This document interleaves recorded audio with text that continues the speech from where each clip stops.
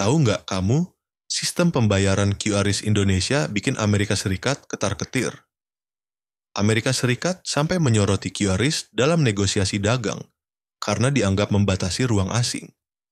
Kenapa QRIS bisa sebegitu pengaruhnya hingga dilirik negara adidaya? Quick Response Code Indonesian Standard adalah standar QR nasional oleh Bank Indonesia. QRIS diluncurkan pada 17 Agustus 2019 bertepatan dengan HUT RI ke-74.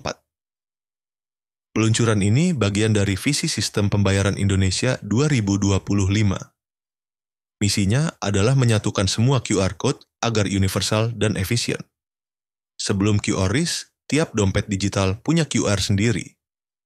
Merchant harus pasang banyak kode QR dan konsumen bingung pilih. QRIS hadir sebagai satu QR untuk semua. Pembayaran jadi terstandarisasi nasional. Sejak 1 Januari 2020, BI wajibkan semua penyedia pakai QRIS. Artinya, semua merchant harus beralih ke satu QR. QRIS pakai moto unggul.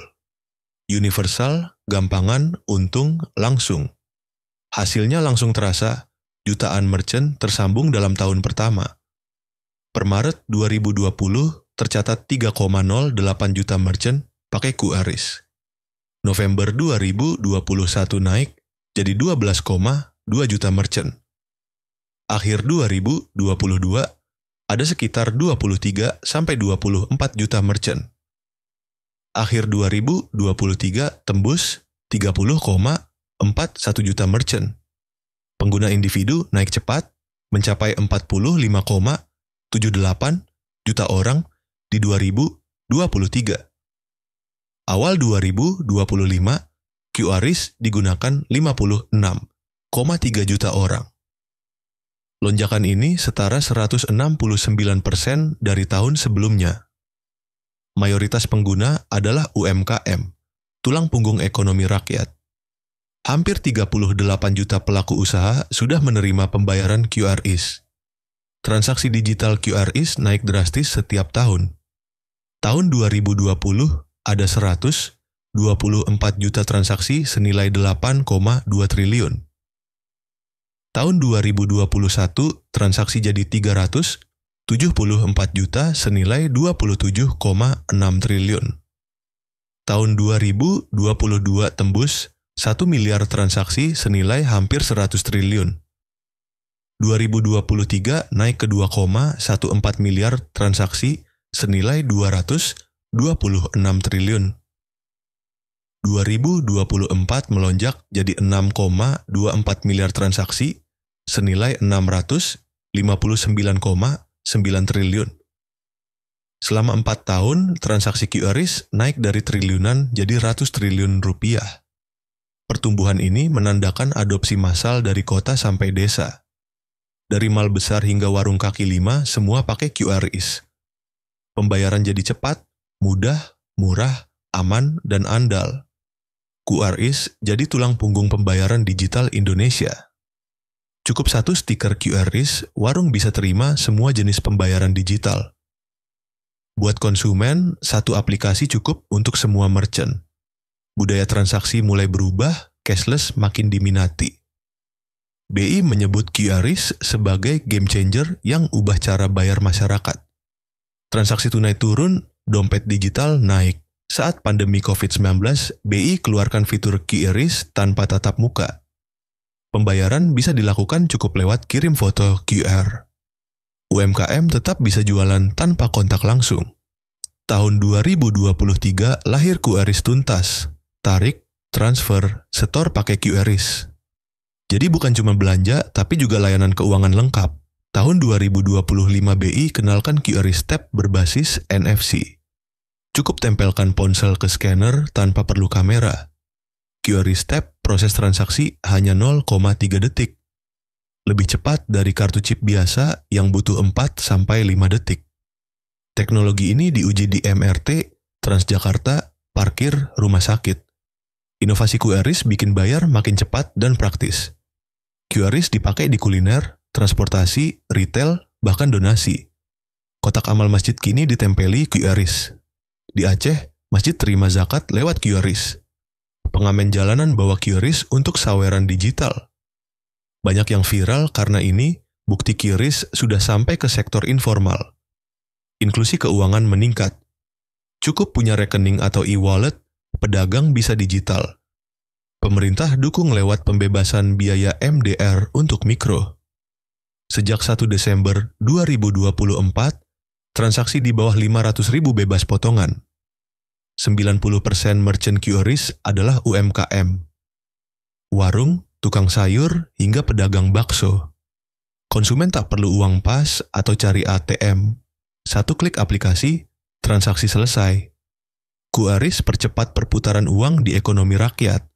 UMKM lebih mudah jualan, transaksi tercatat, bisa akses kredit. QRIS jadi infrastruktur publik digital nasional. Standar QRIS kini merambah internasional. Sejak Agustus 2021, QRIS terhubung ke Thailand lewat PromptPay. Warga Indonesia bisa scan QRIS untuk bayar di Thailand. Sebaliknya, turis Thailand bisa scan QR PromptPay di Indonesia. Lalu Mei 2023, Malaysia gabung lewat Duit Now. Warga Indonesia di Kuala Lumpur bisa bayar pakai dompet digital lokal. November 2023, giliran Singapura terhubung dengan QRIS lewat SGQR. 5 negara ASEAN kini sepakat integrasi pembayaran lintas negara. Filipina, Vietnam, Brunei dalam proses menyusul. Beberapa negara Asia Timur dan Timur Tengah juga tertarik. Jepang, Tiongkok, dan Arab Saudi mulai uji coba QR lintas negara. Jamaah haji Indonesia ke Mekah nanti bisa bayar pakai QRIS. Semua ini berkat Project Nexus inisiatif BI untuk regionalisasi sistem pembayaran. Project Nexus ditarget rampung 2027. QRIS bikin Indonesia disebut pelopor sistem pembayaran global. Namun, kesuksesan ini juga bikin Amerika Serikat waspada. Melalui laporan National Trade Estimate 2025, mereka ajukan keluhan. Amerika menilai QRIS dan GPN hambat perusahaan asing. Standar QR nasional dinilai tidak transparan untuk perusahaan luar. Aturan GPN batasi kepemilikan asing maksimum 20%. Semua transaksi domestik harus diproses di dalam negeri. Visa dan Mastercard nilai ini sebagai bentuk pembatasan. QRIS dan GPN tawarkan biaya transaksi jauh lebih murah. Amerika khawatir dominasinya berkurang. Tapi Indonesia tegas. Ini soal kedaulatan sistem pembayaran nasional. BI tetap terbuka kerjasama, tapi harus adil dan saling menguntungkan. Pemain asing tetap boleh masuk, asal ikut aturan Indonesia. Faktanya, Visa dan Mastercard masih dominan dan tetap dipakai luas. QRIS dan GPN hanya tambah alternatif sistem pembayaran. Bukan mematikan, tapi menyeimbangkan ekosistem pembayaran digital. Langkah ini wujud kemandirian ekonomi digital Indonesia. Data transaksi tetap di dalam negeri, bukan diproses di luar negeri. Lebih aman, lebih murah, dan lebih menguntungkan rakyat. QRIS buktikan teknologi lokal bisa bersaing secara global. Indonesia kini jadi contoh negara lain untuk bangun sistem sendiri. Kita bukan anti asing, tapi pro kedaulatan. QRIS buktikan bahwa kita mampu berdiri di kaki sendiri. Dalam waktu 5 tahun, QRIS tumbuh pesat ke 58 juta pengguna.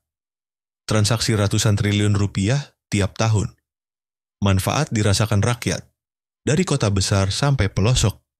Bayar angkot, beli cilok, sampai sedekah semua bisa pakai QRIS.